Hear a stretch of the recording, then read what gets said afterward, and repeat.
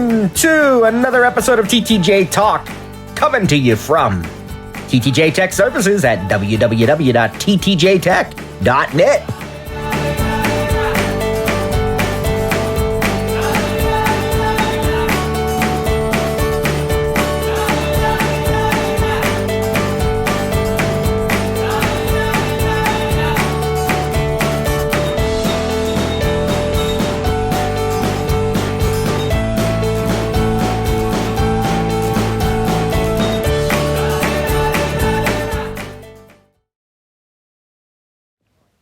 Oh, it's so good to be with you, my friends. Welcome to another episode of TTJ Tech Talk. We are so excited.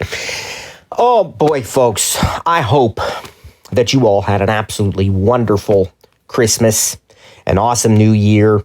And, you know, we really had a very odd Christmas because I had tested positive with COVID shortly beforehand and was kind of out of commission for a while in many, many ways. But I've got to say, praise God, his favor never left me. He got me through it. I am doing very, very well now. Praise the Lord. I'm back and very excited to be with you. And we still had a good family time and, some really good things, especially after Christmas as things started to return back to normal. But, we got to open our presents and do all these great things. And most importantly, of course, we, reflected and continue to do so on the birth of our Lord and Savior, Jesus Christ. Without him, we wouldn't even be here. I certainly wouldn't. I can tell you that. So anyway, welcome back. And we're going to begin the year with some product reviews and some service reviews.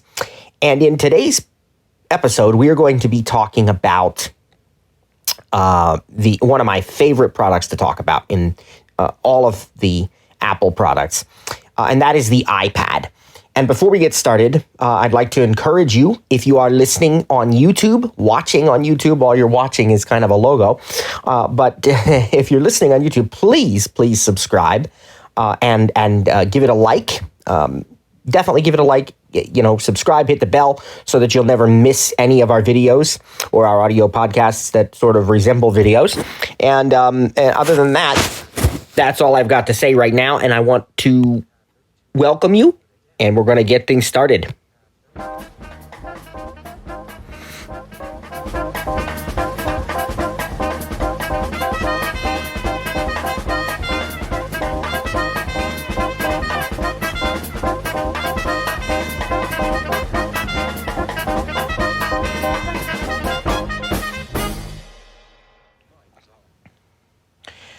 It is no exaggeration to say that the iPad is my tool of choice for personal use and professional use. I love the iPad. It is one of my favorite Apple devices. It is my go-to device. I use it all the time when I'm at home and quite often when I'm on the road. Now, I also have my iPhone, but man, it just doesn't get any better than this iPad. And I want to talk about why I like the iPad so much.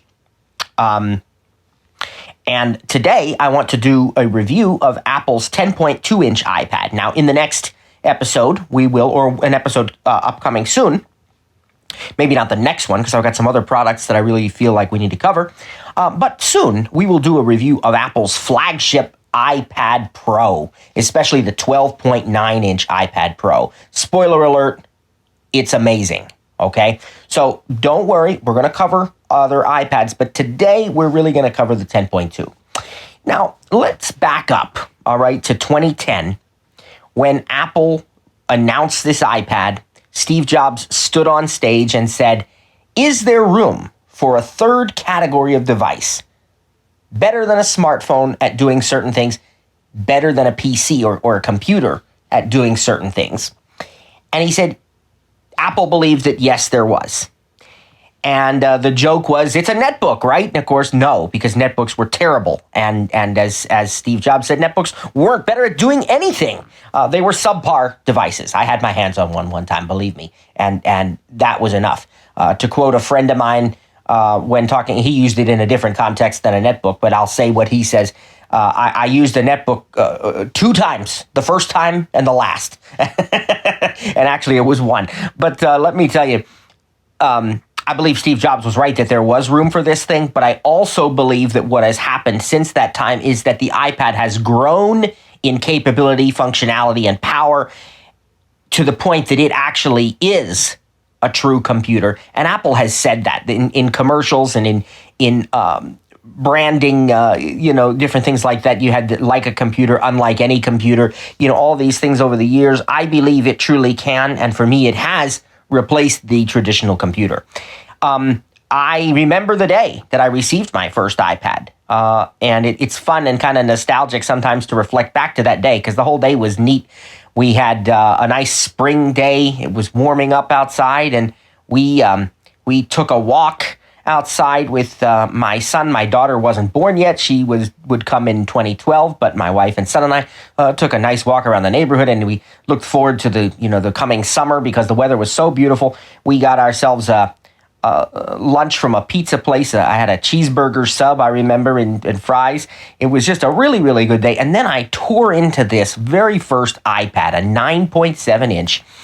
And at the time, I got the 64 gigabytes of storage. I remember it well. The iPad has grown leaps and bounds from that day. But one thing, and actually several things, but one thing in particular that I want to focus on right now has remained true.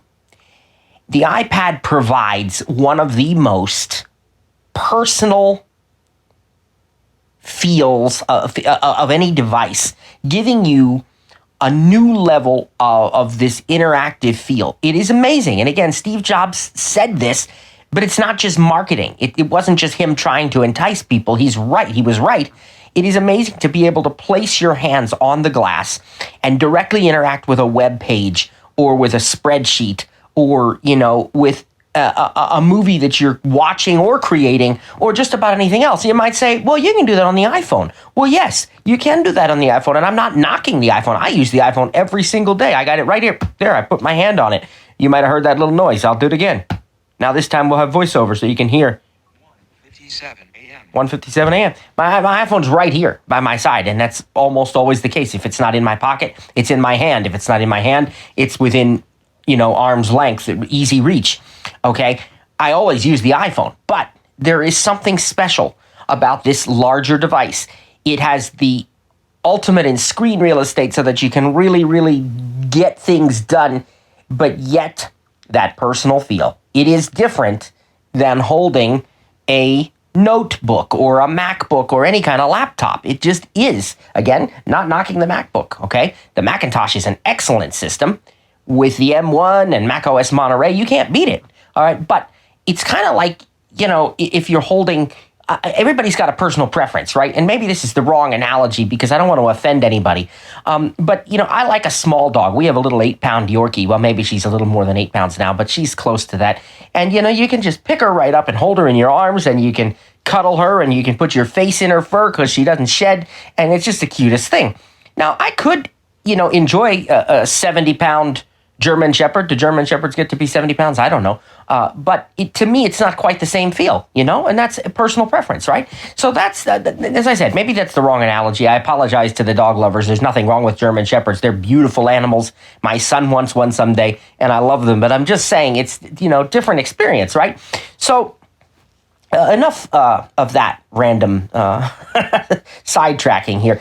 The iPad, what's now the 9th generation, also referred to as the 10.2-inch iPad, is the most direct descendant of that original iPad, okay? That's the same family. Now you have iPad Pro, you have iPad Air, and you have iPad Mini that sort of started along the way. But the 9th generation is the most directly evolved from that first generation iPad that we had in 2010. Because in 2011, the iPad 2 was released, which added cameras.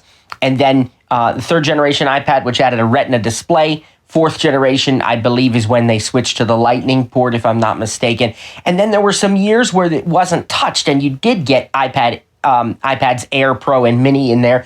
But when the next main iteration of that family came around, it was the 5th generation in 2017. The 6th generation in 2018, for me, is when things really started to get exciting with that main iPad, again, just called iPad, because now you have Apple Pencil support, and you had really great processor, but at such a low cost, and it was marketed as a great tool for education, for students and teachers, better than a Chromebook, right? Absolutely. There are some things that I really like that Google does. I'm not totally anti-Google. Their Nest Hubs are fantastic. Their Nest Minis, Nest Door, these kinds of things, they're great devices. There's some other things that Google does that I like too. But Chromebook is not especially one of them, because I think what happens here again is you're getting very, very low budget devices typically. They're underpowered. They don't have the displays, and it's kind of web software. It isn't, okay? My kids have Chromebooks. They're at a Chromebook district, so I know. Now, granted, there are better Chromebooks probably than the ones that my kids have. I understand that, but you're not going to find anything like an iPad. In fact, in all of the tablets in existence, you're not going to find any as good or as powerful or as functional as an iPad. So 2018, we talked about that, iPad 6th generation. 2019 was an interesting year because they increased the size of the screen to 10.2 inches, which it remains now. A little bit better, I think, just a perfect size. And then you also got the smart connector. So now you could use it with the smart keyboard and stuff. Really, really important as far as I'm concerned. 2020 was a great year for the iPad. You probably haven't heard it said that 2020 was a great year, because in a lot of ways it was horrible for people. So I apologize to the folks who feel that way. I didn't mean that. But it was, for the iPad, a great year, because you got the 8th generation iPad. And that iPad is, we've got a couple of them in this household, actually, and it's a really solid iPad. It's got the A12 Bionic chip in it, which was the main update of that year. So that brought us to a quad-core processor, or was it a 6-core? I think maybe it was a 6. I can't remember now. I want to say 6-core with a quad-core graphics, and then an 8-core neural engine, which allows the some of the artificial intelligence stuff that we've come to know and love. You got to have that neural engine nowadays. So that's 8th generation. So when you hit 8th generation, you're good to go. If you have an 8th generation, no reason for you to upgrade to the 9th, because that 8th is still very powerful, and it's got a lot of life left in it, believe me, my friends. A lot of life. But the 9th generation got some cool updates too. 3, actually. It went up to the A13 Bionic, which, again, just going to increase the power a little bit. And we're also going to see True Tone added to the display. What that means is that the colors of the display will adapt to the surrounding lighting and so forth. And the third thing that the iPad 9th generation got was an enhancement to the front-facing camera. So we have this high-end FaceTime camera now that includes Center Stage, which Center Stage is very useful in FaceTime and Zoom and other types of calls and chats and things, where if you sort of move off to the side, this actually kind of follows you. And my kids demonstrated this. My daughter and I were, sort of playing with it with my mom, and she was on the line, and we were, walking back and forth, and it would follow us, and it would still see us. And, my daughter would bend down and do sorts of things, and my mom would still be able to see her. Now, it's not, you can't walk out of the room somewhere and, but it's not going to track you like that. But it within reason, it will follow what you're doing and keep you in view as you speak. And if somebody else is speaking, it'll keep them in view. And I think this was created to be a visual feature, but I think it's really great for those of us who cannot see, because we don't necessarily know if we're looking at the camera, right? So that's awesome. Center Stage is on the iPad 9th gen and the Pros from 2021. And also the Minis, I think, I believe. So those are the 3 new features that got added this past year: Center Stage, True Tone, and again, just another processor spec bump there. But what else does this iPad have? So we already have said it's got a 10.2-inch display. Now, the display does not offer ProMotion, which is the variable up to 120 hertz refresh rate that you will find on the iPad Pro and the iPhone 13 Pro lineup. Okay, it does not have that feature in the display. The other thing it lacks is a fully laminated display with the anti-reflective coating. So what that means for people when they're actually looking at it, and remember that I'm totally blind, but going by what everybody says, and it's pretty much universal, you'll find in just about every review you read or watch on this, what people say is this: if you're holding two iPads side by side and one of them has the fully laminated display and one of them doesn't, you're going to see the difference because you're holding it right up beside each other and you'll see that air gap. But if you're not, like if you're just using it in everyday use and you're not holding it up beside an iPad Pro or something, you will never even notice the difference. Look, the display on this 10.2-inch iPad is no slouch. It's still a Retina display.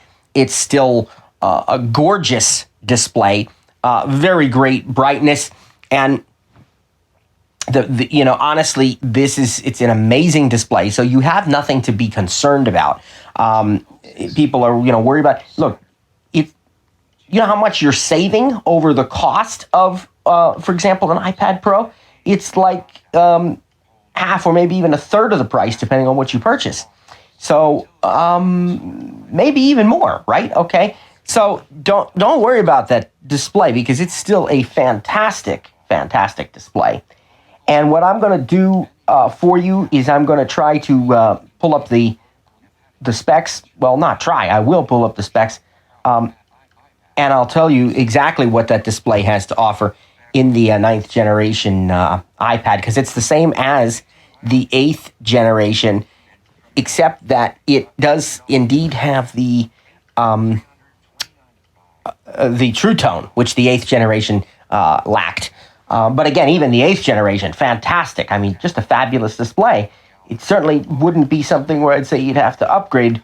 All right, so let's look at our specs here. These are the tech specs on the display. First of all, by the way, while I'm looking at the specs, the weight of this iPad, I think, is important.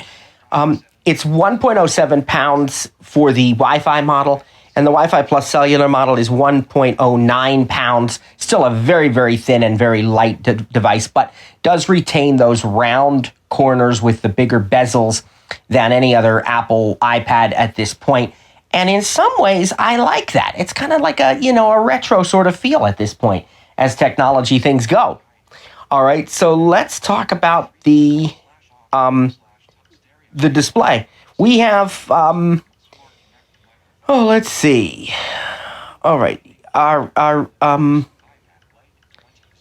it's a Retina display. It's a 10.2-inch diagonal LED backlit multi-touch display with IPS technology.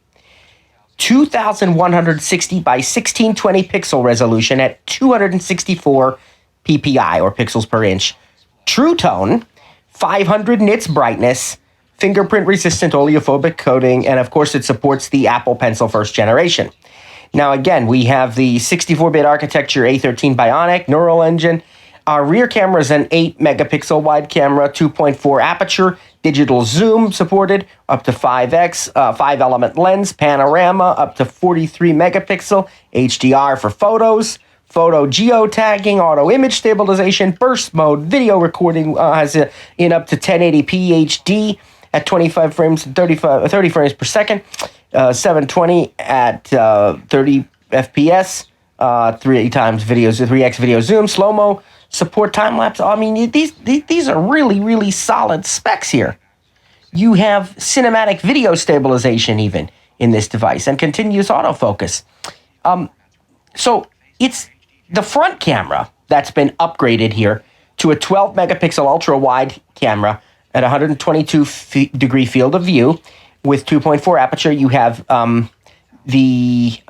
let's see what where it says about the extended dynamic range, lens correction, retina flash, auto image stabilization, burst mode, and then you have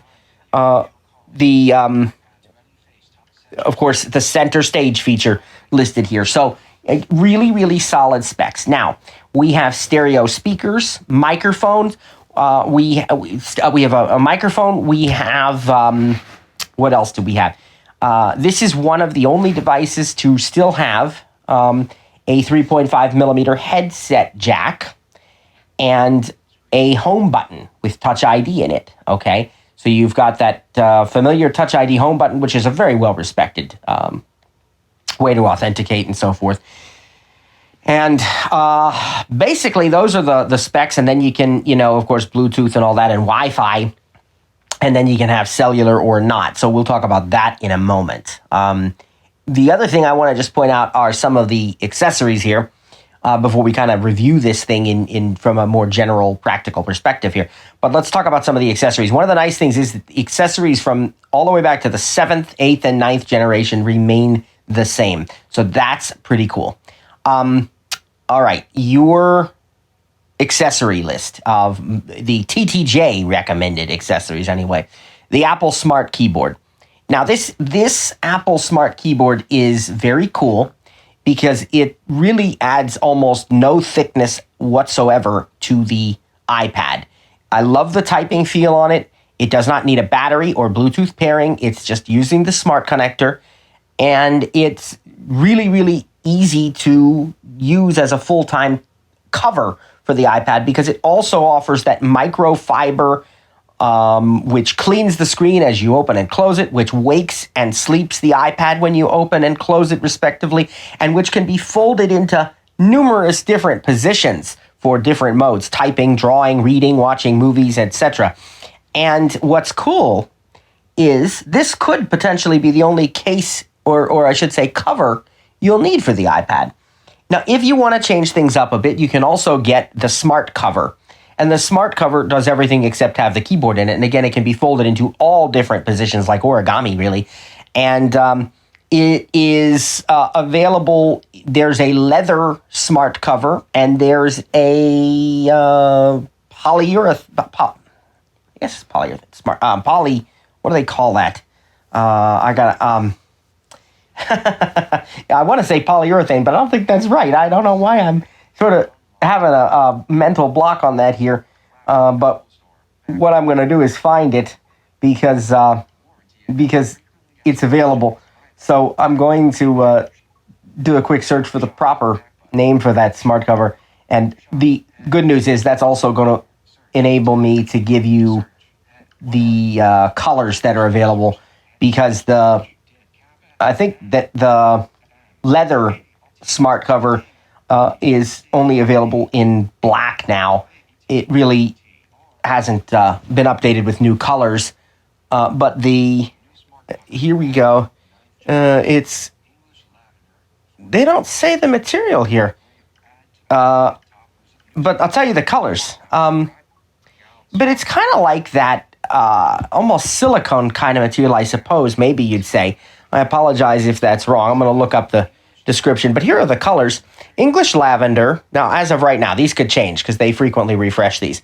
But English lavender, electric orange. Let's see. Black, mallard green, white, cypress green. And those are the colors. And if I can find for you a sort of list of the smart cover for iPad is thin and light and offers protection for the front of your device. Automatically wakes when open, puts it to sleep when closed. Attaches magnetically, that's true. Easily folded into different positions to create a stand for reading, viewing, typing, or making FaceTime calls. Absolutely. They don't give me the material there. How about under tech specs? Do they give you any material there? We're going to find out. Because who doesn't want to know the material of this thing? Let's see. Polyurethane. It is polyurethane. That's what I said all along. Look at that, guys. It is polyurethane. Okay. All right. So you can do that, or you can do leather, which I have the leather one. So you could do either of those, and of course the smart keyboard. Changing them up is really, really simple. Now, there's also a nice iPad leather sleeve, and I don't know if you can still get your hands on one of these things. It was actually really designed for the 10.5-inch iPad Pro from 2017. They continued to sell them through 2020. I don't know if they still do or if you could find them anywhere third party. If you can get your hands on one, though, if you've got this iPad, it's a beauty because it's solid leather, genuine leather, Apple logo on the back, different colors. I have a product red one, and since you don't have back protection from the smart cover, you can just slip this thing into the leather sleeve, even with the smart keyboard. And it also has a convenient little slot for your Apple Pencil, which is going to be my next recommended accessory. The Apple Pencil first generation. I love the feel of it. It's smooth and round and charges in one of two ways, either by being plugged into the lightning port of your iPad or by you can add a little piece onto it that makes it possible to be charged with a lightning cable. And that piece comes with it as well as a replacement tip. So it's a very nice device, and you only plug it in when you first turn the iPad on, and it's ready to go, and then you can use it. And it's got, palm rejection, and it's got pressure sensitivity, so you can really easily draw to your heart's content. Now, if you have a child who wants to be able to draw, and you don't feel they're ready for the responsibility of a $99 Apple Pencil, you might consider the Logitech Crayon, which is about $30 less in an orange color, so that's kind of cool. It has, the tip is not removable without a tool, so people say that's better, for kids. It's sort of a square instead of a roundish, so it's not going to roll as easily. People say that's better for kids. It's metal, and it has a tip where you just pull the tip back and plug a lightning cable into it, and it has an on-off button with automatic shut-off if you're not using it after a while to preserve battery. The other interesting thing about it is it's some kind of a special technology that I don't want to try to explain because it's probably above my pay grade, but basically you can use Logitech Crayons sort of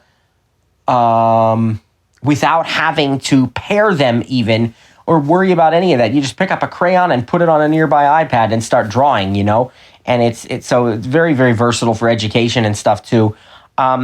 Not a bad device at all. And by the way, the only thing it lacks is that pressure sensitivity. Okay, so that's the only difference. It still uses all the other Apple Pencil technology. It was really kind of developed, I believe, as a combined effort. Now, other accessories that you might consider would be adapters, if you need any. And you want to get the lightning versions because this iPad has a lightning port or lightning connector. So we're talking about things like the lightning to SD card reader, if you need to be able to use SD cards or, plug in an SD card to get the photos onto your iPad or something. There's a lightning to what's called the Lightning Digital AV adapter. That's going to give you an HDMI port if you need to directly plug this iPad into a television or projector. And I believe that has a second port in it as well so that it can charge your iPad at the same time, another lightning port, like for pass-through charging, which is really useful because if you're watching a long movie or something or doing a big presentation and you don't want to be relying on solely battery power, then you can charge. And then there's the Lightning to USB 3 camera adapter. I do recommend getting the one with the number 3 because that also offers that pass-through charging we were talking about with another lightning port. And this is for much more than just camera stuff. You can use, Bluetooth, USB microphones. You can use all kinds of USB devices, even USB flash drives, if you need to do that. So some great adapters there to keep in mind. And, there's plenty of other great things we could talk about that you could consider to be accessories. AirPods, Apple TV, HomePod. But, we're going to save those for other episodes and do our own reviews of those. All right. The next point I want to discuss is the Wi-Fi versus the Wi-Fi plus cellular.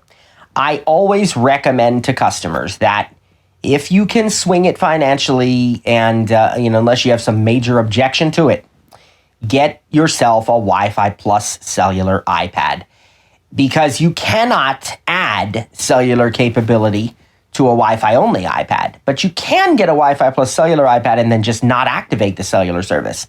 All right, so let's talk a little more about that. Now, why would I want to do this? I have personal hotspot on my phone. I can use a hotspot. I can use Wi-Fi most places I go. Why do I want that cellular right on the iPad? Well, there's just some added convenience. And believe me, Apple has made it very convenient to use that hotspot. You don't even have to pull out your iPhone to use it as a hotspot with your iPad. But there's just something nice about having cellular capability built into the iPad. So if I'm in the park, or I'm in the coffee shop, or I'm on the train, or I'm at the restaurant or hotel or airport or, library, wherever I might be, I don't have to worry about anything, joining anybody's Wi-Fi, doing anything like that. I can just use my iPad and it's uninterrupted, right? The other thing is that your cellular models, iPad, Wi-Fi plus cellular, are going to have something that Wi-Fi models don't, and that is GPS capability. So the Wi-Fi only model of the iPad lacks the GPS chip necessary for things like turn-by-turn directions. And I was actually confused about that for a long, long time.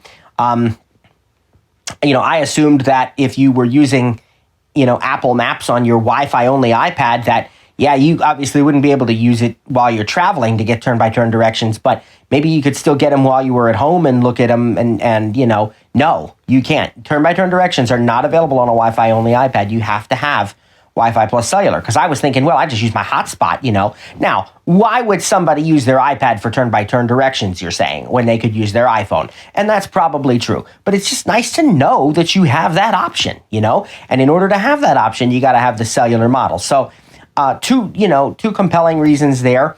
And here's the cool thing, as I said before, you don't have to activate cellular service, okay? So you buy this iPad Wi-Fi plus cellular and you decide, I want to add this to my plan, with AT&T, Verizon, whoever, T-Mobile. And so you do, and you can add it very inexpensively and get have it be part of your unlimited data plan. But you also have another option. These iPads have there are these prepaid data passes in many different countries, and they're available from companies like AT&T, T-Mobile, GigSky. There's a few others, and here in the U.S., and different ones in other countries maybe as well.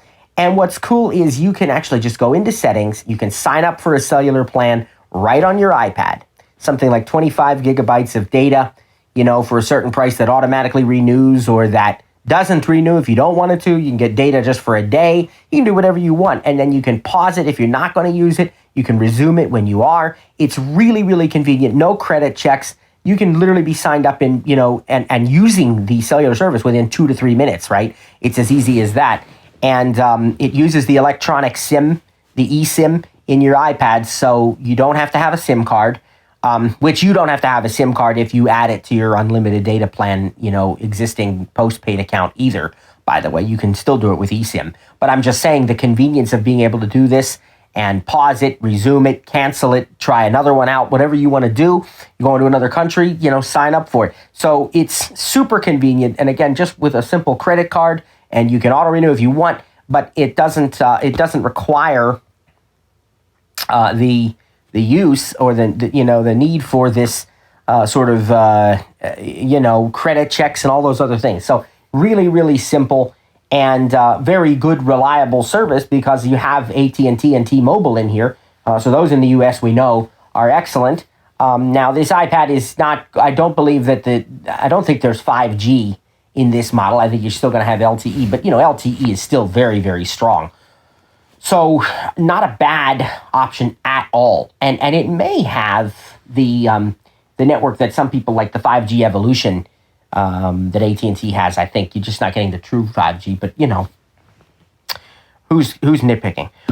So that is a general overview of what to expect and what's available. Now the iPad is available in two colors, silver and space gray. They did do away with the gold in the 9th generation. I'm not sure why, but that's okay.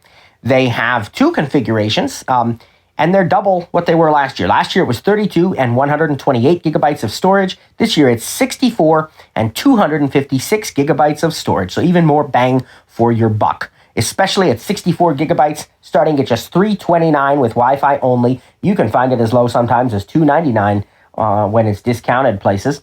And sometimes not, don't hold me to that. But then the $479 gives you the 256. And you can add the cellular capability for $130 on top of either one of these, I believe, and you're all set. You're good to go. So, let's talk about it from a user standpoint. What is the reason that I'm so excited to tell you about this iPad? Because this iPad offers, I believe, all the features that really, really matter, but at a fraction of the cost. So, if you want to spend $1,500 to get, a solid 12.9-inch iPad Pro with, 256 gigs at $1,500 or 512, and you'll have 8 gigabytes of RAM, and you'll have the M1 processor, and you'll have, this amazing XDR, Liquid Retina XDR display. We're going to, as I said, do a separate episode on that. Yeah, you're not going to be disappointed. It's a great device. But for most people, getting this iPad for, $400 or $500, you're going to get the same capability, and it's just going to be a lower cost. A couple little things maybe that are not on the higher one, obviously, all right, because that wouldn't make sense, but not things that most people are going to miss, okay? And as for the power difference, you'll barely notice it.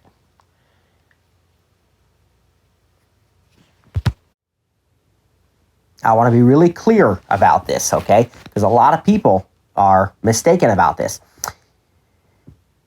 You can do everything with the 10.2-inch 9th generation, even the 8th generation iPad, that you can do with higher-end machines.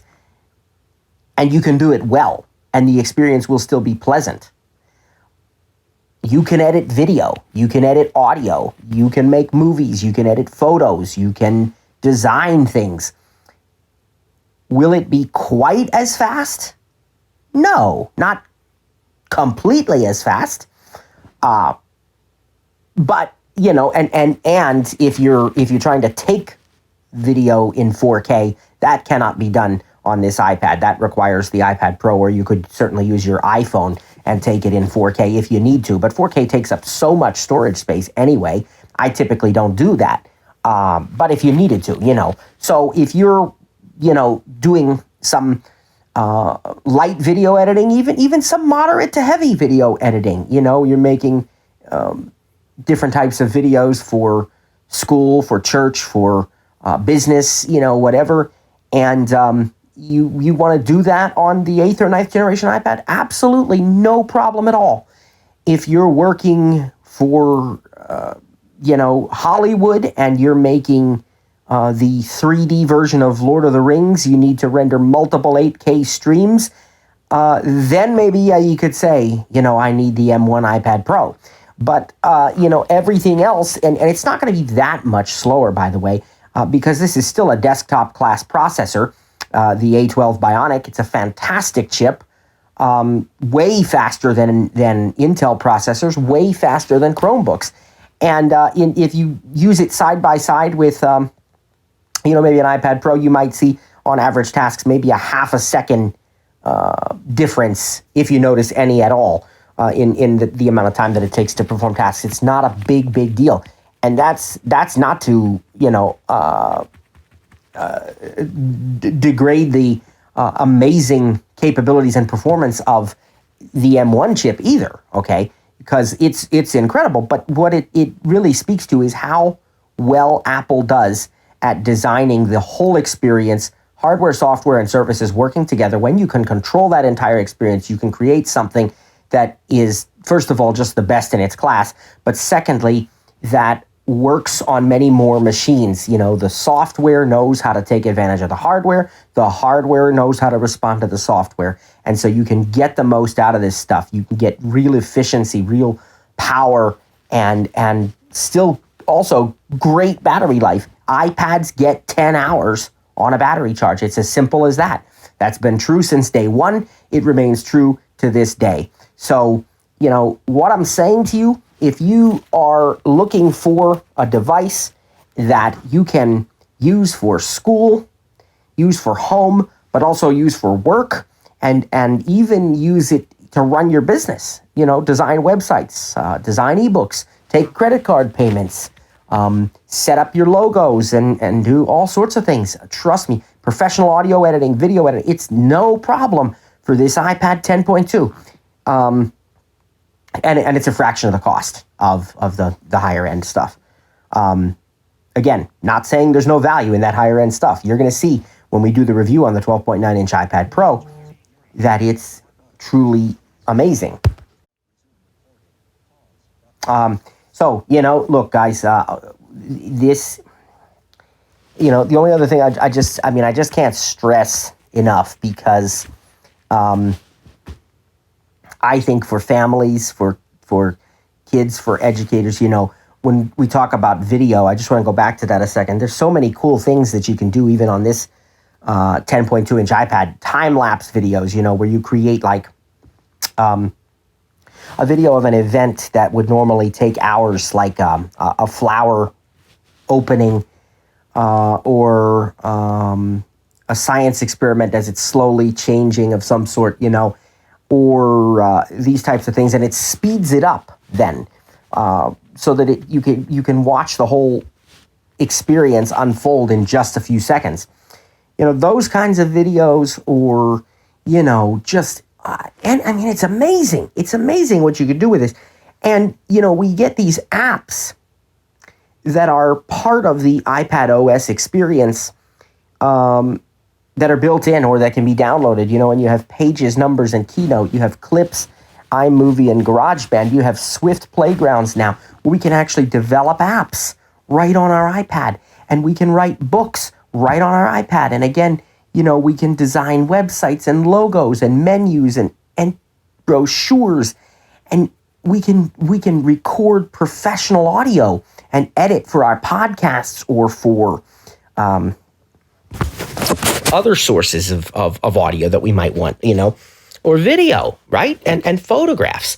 So this is amazing. Plus just the things we can consume, right? Watching movies and TV, listening to music through the awesome speakers, and, you know, and then all the other things, right? All the built-in apps that we have, you know, from Calendar to Notes and Siri, everything. And of course, iCloud, which brings it all together and makes all of our stuff available on all of our devices, wirelessly, automatically, no matter where we go. Truly a key part of that connected digital life experience. So I hope you have found this to be meaningful, because I highly encourage you to check out this iPad. I believe it's the best bang for your buck. I believe it's the way to go for most people. And I think everybody ought to have one of these. You know, even if it's not your main one, I think everybody ought to have one, because it's just such a really cool, really good iPad, just endearing. I think there will always be a special place in my heart for this iPad in its current form, whatever generation, you know, that continues through. I believe that to be the case. So I want to thank you for tuning in, and I really appreciate it. And, you know, we're going to be back really soon again with more awesome reviews. We got the iPad Pro. We've got the Apple TV 4K. We've got the Nest Hub from Google we're going to review, believe it or not, as well as the HomePod Mini, and just a lot of other really awesome devices. We'll be doing a review of the Uma Phone Genie and Tello telephone systems, and the Abode security system. We're going to be doing a review. We've just got so much coming up. You don't want to miss it. 2022 is going to be an awesome year, guys. So thanks for tuning in. God bless you. Remember, like, subscribe, and comment.